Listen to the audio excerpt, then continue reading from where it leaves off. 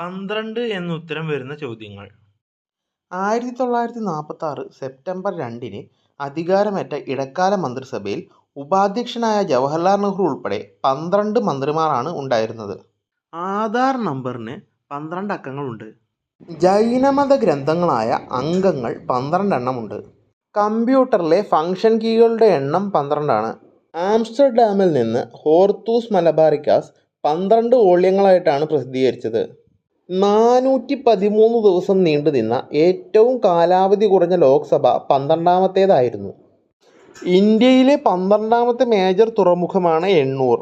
ഔരസക കശേരുക്കളുടെ എണ്ണം 12 ആണ്.